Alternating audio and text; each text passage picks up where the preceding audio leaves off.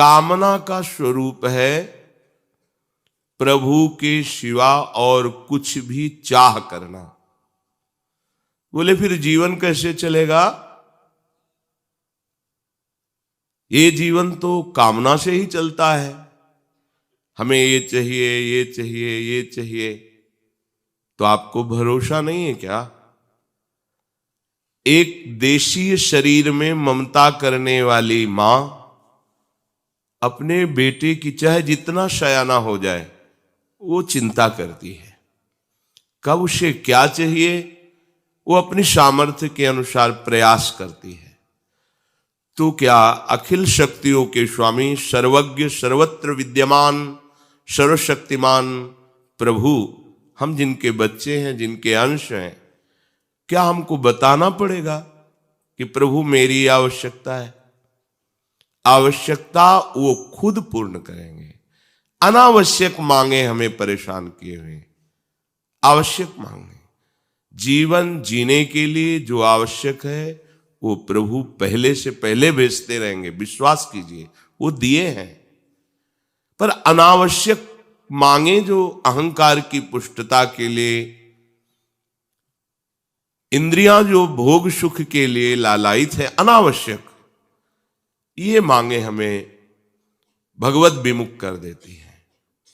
तो कहां फिर हम इस मांग को कैसे मिटाएं? चलो मांगो, पर केवल इन्हीं से मांगो। भगवान ने रास्ता दे दिया। आर्त, अर्थार्थी, जिज्ञासु, ज्ञानी, चार ही प्रकार से मेरे को भजने वाले हैं। भगवान ने उसमें कहा कि जो ज्ञानी है वो मुझे बहुत प्रिय है, बहुत प्रिय है। तो फिर ऐसा लगा कि ये जो तीन हैं, आर्त, अर्थार्थी, जिज्ञासु, ये आपको प्रिय नहीं है। श्री भगवान मानो इसी भाव को आगे पुष्ट करते हुए कहते हैं, उदाराः सर्व एवैते। भगवान उदार कह रहे हैं, जो इनसे मांगता है, देखो कैसे उदार शिरोमणि है।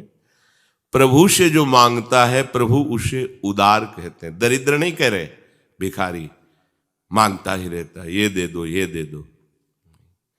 जैसे कोई संपत्तिवान माता पिता हो और उसका पुत्र उससे मांग रखे बार बार, तो उसे अच्छा लगता है कि ये इसी के लिए तो वैभव है, अच्छा है, और क्या चाहिए तेरे को, और क्या चाहिए। उनको और दुलार आता है। फिर ये तो अनंत शक्तियों के स्वामी हैं। पर शर्त है केवल इन्हीं से। इस शर्त में हम सब फेल हो जाते हैं। अगर केवल एक बात रहे कि इन्हीं से, तो आप निहाल हो जाओगे। ये शब्द याद कर लो, केवल इन्हीं से। इंतजार करो, ऐसा नहीं कि अभी बोला अभी हो जाए। बहुत बच्चे हैं उनके, एक दो थोड़ी हैं। और पुकार तो अभी आपकी पहुंच जाएगी, अभी पास हो जाएगा, पर वो पुकार नहीं, अभी आर्त नहीं है, दैन्यता नहीं है, प्रियता नहीं है, इसलिए हमारी पुकार वहां तक पहुंच नहीं पा रही है।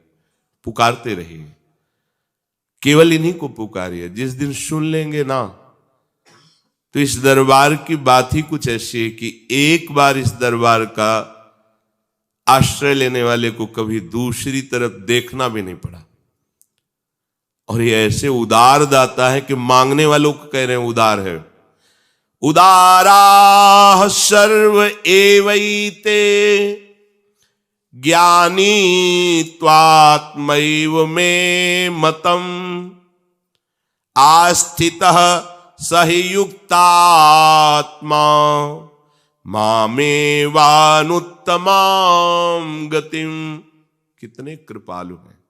उत्तमाम गतिम, जो मांगोगे वो तो मिलेगा ही, और ये अपनी तरफ से एक बात देंगे, उत्तम गति दे देंगे। ये अन्य की तरफ मत देखो, एकमात्र प्रभु का भरोसा कर लो तो कामना की भी पूर्ति हो जाएगी। और जो निष्काम धर्म के आचरण से फल मिलता है, उत्तम गति, वो उत्तम गति भी दे देंगे। कितने कृपालु हैं। भगवान कह रहे हैं कि ऐसा न समझो कि ज्ञानी ही मुझे प्रिय है और तो सब बेकार। कह रहे नहीं, उदारा सर्व एवैते, ये जो आर्त है, ये जो जिज्ञासु है, अर्थार्थी है, ये बड़े उदार हैं। कैसी कैसी करुणा है।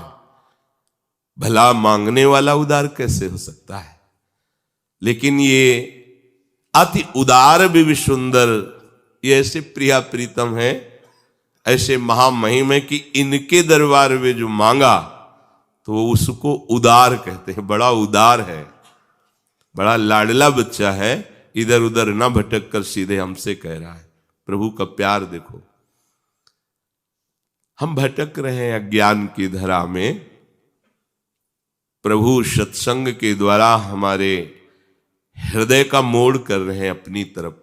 उनको जरूरत नहीं है, हमारे मंगल के लिए। ये जो उदार भक्त हैं, पर इनमें जो प्रेमी भक्त हैं, मेरे से प्यार करते हैं और कुछ नहीं चाहते हैं, मैं कैसे बताऊं, वो मेरी आत्मा है, वो मेरा स्वरूप है, ऐसा मेरा मत है। जो कुछ यहां दिखाई दे रहा है वो सब है प्रभु ही, पर जब तक त्रिगुणात्मिका माया का हमारे अंतःकरण में प्रभाव है तब तक हम अनुभव नहीं कर पाएंगे। जब त्रिगुणातीत अवस्था जागृत होती है तभी भगवदानंद का साक्षात्कार होता है। प्रभु का नाम, प्रभु का रूप, प्रभु की लीला, प्रभु का धाम, ये त्रिगुणातीत अवस्था है। जो इसी में रमण करता रहता है वो निस्त्रैगुण्य हो जाता है। जिसको एक बार भगवदानंद की अद्भुत हुई, फिर अंतःकरण धर्म से वो ऊपर उठ जाता है। संसार का मनन चिंतन, संसार का आकर्षण, भोगों की दास्ता, ये सब खत्म हो जाती है।